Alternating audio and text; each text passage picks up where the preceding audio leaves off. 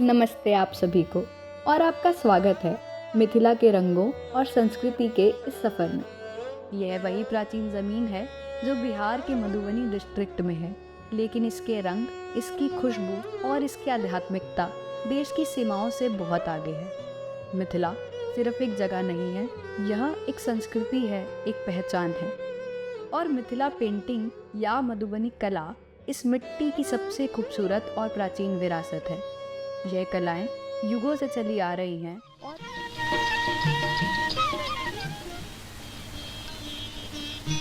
कहते हैं जन जन की आंखों के तारे श्री राम इसी मिथिला में आए थे सीता को ब्याहने।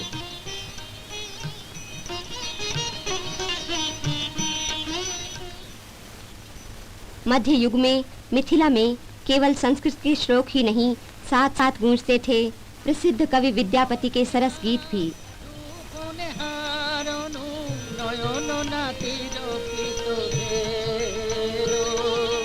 लाखो लाखो जुगो हिरे हिरे राखनु तो बुहिया जुड़ो नागे सखी तो बुहिया जुड़ो नागे।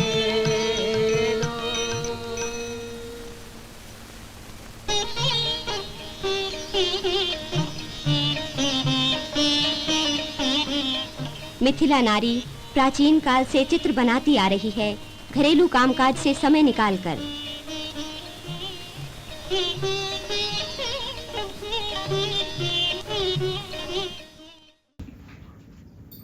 तो सर, सबसे पहले हम आपका नाम जानना चाहेंगे। मेरा नाम अवधेश कुमार कर्ण है और मैं बिहार का एक जिला है मधुबनी, वहाँ से।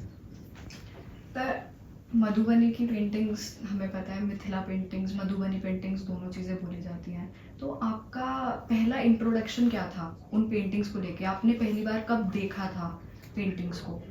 देखिए, ये हमारी कला जो है वो कला से ज़्यादा विरासत है। हमारे यहाँ जनवरी से लेके दिसंबर तक कोई न कोई फेस्टिवल चलता रहता है, तो उन फेस्टिवलों में इस कला का बहुत अच्छे से इस्तेमाल होता है। तो हमारे जीवन का एक ये अलग से कह सकते कि रूप है ये। हम इसको पेंटिंग के रूप में जानते हैं, लेकिन हमारी ये विरासत है। बचपन से मैंने देखा कि मेरी माँ अलग अलग तरीके के आर्ट को कर रही है। हमारे यहाँ फेस्टिवल में भू चित्र के रूप में इस कलाओं को ज़्यादा से ज़्यादा इस्तेमाल किया जाता है। तो आपने कब सोचा कि ये मुझे सीखना है? बचपन से तो मैं देखता आ रहा था कि मेरी माँ, मेरी दादी, मेरे घर के और भी मेंबर्स इस कला को बनाते थे। तो जुनून देखने का शुरू से था और उसके प्रति जो जिज्ञासा थी वो बहुत ज़्यादा थी। आज भी ये पेंटिंग सिर्फ कागज़ या कपड़े पे नहीं, दीवारों पे, घर की वीटियों पे और उनके दिलों में बसी हैं। हर एक पेंटिंग में भगवान के रूप, लोक कहानियाँ और प्रकृति के रंगों का मेल होता है, और यह सब मिथिला के लोगों की भावनाओं को, उनकी आस्था को दर्शाते हैं। तो चलिए, हम आपको लेके चलते हैं इस रंग बिरंगे संसार में, जहाँ रंगों और रेखाओं से मिथिला की कहानी लिखी जाती है। आपने कब सोचा कि आपको अपनी इस कला को एक बिजनेस में तब्दील करना है या इसको एक काम की तरह आगे बढ़ाना है? देखिए, जब आदमी एजुकेशन लेता है, पढ़ाई करता है, तो उसकी पहली जिम्मेदारी होती है घर को चलाना। तो घर के चलाने के साथ साथ समाज ने जो हमें दिया है, हमें उसको भी लौटाना चाहिए। तो मेरे मन में आया कि जो विरासत मेरे घर में चली आ रही है, मेरी माँ बना रही है। मेरे पापा आर्मी में थे, तो माँ को इसको मार्केटिंग तक लेके आने में बहुत दिक्कत हुई, क्योंकि पापा की पोस्टिंग हो रही थी बार बार। तो एक तरीके से मुझे ये डिसाइड करने में ज़्यादा अच्छा लगा कि माँ की विरासत को मुझे आगे लेके चलना है। तो फिर मैंने सोचा कि पैसे तो हर जगह लोग कमाते हैं, लेकिन कला के साथ अगर हम अपनी विरासत को आगे बढ़ाते हुए पैसा कमा सकते हैं, 4 लोगों को इसके लिए रोजगार दे सकते हैं, ये सोच के मैंने इस कला को अपने जीवन का आजीविका बनाया। आप जो एक पेंटिंग बनती है उसका प्रोसीजर क्या होता है? कितनी देर लगती है एक पेंटिंग को बनने में? सबसे पहले तो हमारा जो पेपर है उसके ऊपर काव डक के पानी का कोटिंग किया जाता है, हैंडमेड पेपर के ऊपर। वो एक ट्रेडिशनली नेसेसरी है करना। उसके बाद आपके मन में जो भी थीम चल रहा है, आप उस थीम के तहत उसको बनाते हैं। हम लोग क्या करते हैं कि अगर हमें कोई थीम आ रहा है, सपोज करिए गीता उपदेश हमारे माइंड में आ रहा है, तो जो हमारे घर के बुजुर्ग हैं उनसे हम कहानियाँ सुनते हैं पहले। या बुक्स की मदद लेते हैं कि गीता उपदेश जो कृष्ण भगवान जी ने महाभारत के क्रम में अर्जुन को दिया था, तो वो सीन कैसा था, क्योंकि हम लोग सीरियल पे भी डिपेंड है और बुक्स पे भी डिपेंड है। वो कहानी पढ़ने के बाद आपके माइंड में एक चित्र भर के आता है कि ऐसे न कृष्ण जी को उपदेश दे रहे होंगे। उसके तहत आप या तो फ्री हैंड आउटलाइन करिए या पेंसिल की मदद भी ले सकते हैं, लेकिन पढ़ के बनाइए तो आप एक अच्छे सब्जेक्ट के ऊपर काम कर सकते हैं। तो आपने जैसे हम लोग अगर उसकी बात करें, आप पद्मश्री की बात कर रहे हैं, तो आप कोई ऐसे अवार्ड्स जो आपको मिले हों, आपकी फैमिली को मिले हों?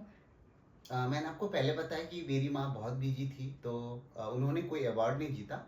मुझे 2015-16 में बिहार स्टेट अवार्ड मिला है और उसके बाद से मैं अपनी कला को निरंतर आगे बढ़ा रहा हूँ। मेरी वाइफ है अनुभा कर्ण, श्रीमती अनुभा कर्ण, जो पेपर मेसी में एक्सपर्ट हैं। उनकी दादी को वो भी आर्टिस्टिक फैमिली से हैं। उनके घर में उनकी चाची लोगों को नेशनल अवार्ड मिला हुआ है, उनकी नानी को नेशनल अवार्ड मिला है, उनकी दादी को पद्मश्री मिला हुआ है। बात हुई थी अवार्ड्स को लेकर, तो आपको ऐसा लगता है कि किसी आर्टिस्ट को जिनको अवार्ड मिला है, जो कि बहुत अच्छी बात है, कला को एक रिकॉग्निशन मिला है, तो आपको ऐसा लगता है कि कुछ बदलाव आते हैं एक आर्टिस्ट में अवार्ड मिलने के बाद? बहुत सारे बदलाव आ जाते हैं। देखिए क्या होता है, सबसे पहले तो आर्टिस्ट को अलग अलग जगहों पे काम मिलना शुरू हो जाता है, उसकी पेंटिंग्स की रेट बहुत बढ़ जाती है। लेकिन यहाँ पर एक चीज़ मैं कहना चाहता हूँ कि जब किसी को अवार्ड मिलता है तो इसका मतलब कहीं ना कहीं वो अपने काम को बहुत अच्छा कर रहा है। तो मुझे लगता है ऐसे आर्टिस्टों को इस विरासत को आगे बढ़ाने के लिए बहुत सारे वर्कशॉप्स करने चाहिए। विरासत को आगे बढ़ाना बहुत ज़रूरी है। अच्छा, मैं यहाँ टेबल पे रखी हुई एक पेंटिंग देख पा रही हूँ, ये बास्केट लग रही है मुझे जिस पे पेंटिंग हो रखी है, आप इसके बारे में थोड़ा बता सकते हैं? देखिए ये बिहार की दूसरी कला है, इसको पेपर मैशी बोलते हैं। इसमें जितने भी वेस्टेज पेपर्स होता है उसको पानी के अंदर डीप करके 3-4 दिन तक छोड़ दिया जाता है, फिर उसको कूट के मुल्तानी मिट्टी डाल के इस तरीके के बास्केट का बनाया जाता है। माने आप इसको ड्राई स्टोरेज के रूप में इस्तेमाल कर सकते हैं, क्योंकि मिट्टी के बर्तनों का बहुत बड़ा इतिहास है हमारे यहाँ कि जो खाने के किचन में इस्तेमाल हो रहा था और स्टोरेज के लिए, ये उसी का दूसरा रूप है। जब ये प्लेन बनता है तो कुछ इस तरीके से दिखता है, व्हाइट। फिर इसके ऊपर हम लोग इस तरीके से मधुबनी पेंटिंग्स करते हैं ताकि लोगों को सुंदर लगे, लोग इसको परचेज कर पाए। और मेरी वाइफ श्रीमती अनुभा कर्ण जो इस आर्ट में एक्सपर्ट हैं, वो भी मेरी मदद करती हैं और मैं भी, हम दोनों मिलके इसको फिर आगे बढ़ाते हैं। बहुत बहुत शुक्रिया, आपने हमें इतने अच्छे तरीके से हर चीज़ के बारे में बताया। आते हैं श्रीमती अनुभा कर्ण जी।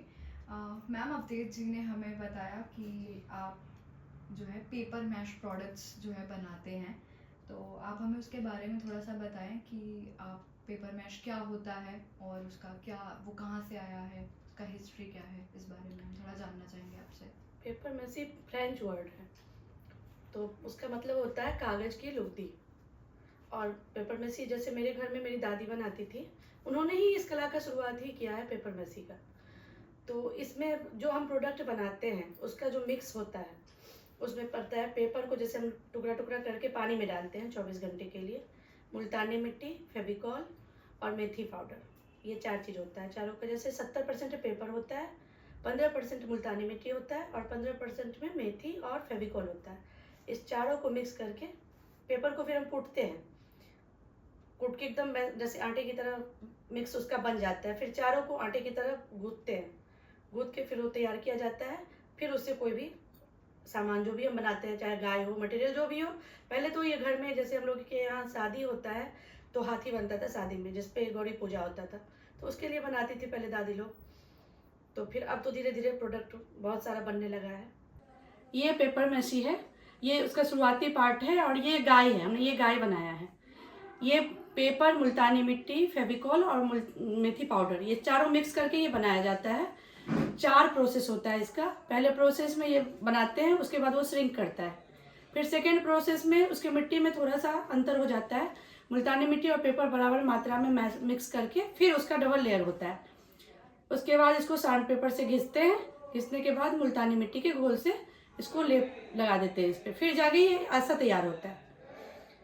तैयार होने के बाद इस पर मधुबनी पेंटिंग होती है। करने को तो आप कोई भी पेंटिंग कर सकते हैं, वर्ली कर सकते हैं, जो भी मतलब जो जहाँ के हैं, लेकिन हम चूँकि मधुबनी से हैं, मिथिलांचल से हैं, तो इस पर हम मिथिला पेंटिंग ही करते हैं। ये सफ़र यहीं ख़त्म होता है। लेकिन मिथिला की कला का सफ़र कभी ख़त्म नहीं होता। जैसे श्रीमती अनुभा कर्ण और श्री अवधेश कुमार कर्ण की कल्पना और हाथों की कला मिथिला पेंटिंग को नए आयाम दे रहे हैं, वैसे ही ये कला युगों तक जिंदा रहेगी। अनुभा जी और अवधेश जी का जीवन सिर्फ उनकी कला का प्रदर्शन नहीं, बल्कि ये दिखाता है कि कैसे एक सपना, एक लगन और एक परंपरा मिलकर संस्कृति को आगे बढ़ाते हैं। यह दोनों कलाकार सिर्फ रंगों और रेखाएं के साथ ही नहीं, बल्कि एक मिसाल है कि कैसे कला के जरिए हम अपनी पहचान और परंपरा को संजीवित रखते हैं। आज उन्होंने हमें यह सिखाया कि मिथिला पेंटिंग सिर्फ एक कला नहीं, यह एक जीवित शक्ति है जो अपने रंगों के जरिए संसार को शांति, सुंदरता और एकता का संदेश देती हैं। तो इन्हीं रंगों और कहानियों के साथ हम आपसे विदा लेते हैं, लेकिन ये याद रखिएगा कि मिथिला के रंग हर दिल में ज़िंदा हैं और ये कहानियाँ तब तक चलेंगी जब तक संसार में श्रीमती अनुभा कर्ण और श्री अवधेश कुमार कर्ण जैसे कलाकार अपने हाथों से इनमें रंग भरते रहेंगे।